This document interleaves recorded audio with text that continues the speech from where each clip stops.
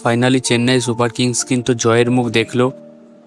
একটা দুর্দান্ত জয়, কারণ টিমটা কিন্তু খুব বাজে ফর্মে ছিল। সিজনের শুরু থেকেই একের পরে ম্যাচে হার, নানা সমস্যা, টিমের প্লেইং ইলেভেন ঠিক না, টিমের মাত্র দুটো বিদেশি নিয়ে খেলা, সে নানা সমস্যা ছিল।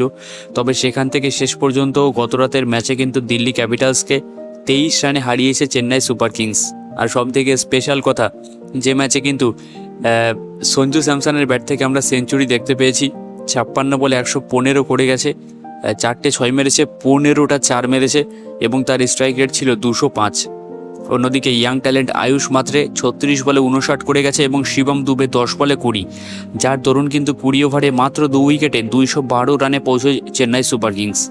এবং দিল্লি ক্যাপিটালস ব্যাট করতে নেমে ব্যাক টু ব্যাক কিন্তু উইকেট সারাতে থাকে মিডিল ওভারে। তবে প্রথম নিশাঙ্কা, যে কিনা রোজই ভালো খেলছে, 24 বলে 41। রাহুল আবারও ফ্লপ গেছে এদিন।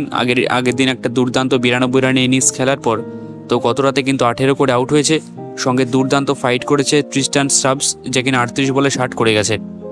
তো এই ছিল ইনিংস। 20 ওভারে 189 করেছে চেন্নাই সুপার কিংস। এই টিমটা কিন্তু মানে আইপিএলের one of the top team, এমনি বলা হয় না। কামব্যাক তারা করেছে এবং এটা করতেই হতো। এতদিন শুধু যে সমস্যাটা ছিল, তারা প্লেইং ইলেভেনটা ঠিকঠাক বুঝতে পারছিল না, কাকে খেলাবে, কাকে পাত দেবে। তাছাড়া টিমে কিন্তু মাত্র দুটো বিদেশি নিয়ে খেলাচ্ছিল, একমাত্র আইপিএল টিম যারা কিন্তু মাত্র দুটো বিদেশি নিয়ে খেলছিল। আর তারা কিন্তু এখন ব্যাক অন দ্য ট্র্যাকে চলে এসছে, যার দরুন কিন্তু পয়েন্ট টেবিলে একটু হলেও কিন্তু ওপরে উঠেছে তারা। যদিও 2 পয়েন্ট পেয়েছে, একটি মাত্র ম্যাচ জিতেছে, যার দরুন কেকেআর কিন্তু একদম লাস্টে 10 নম্বরে এসে গেছে।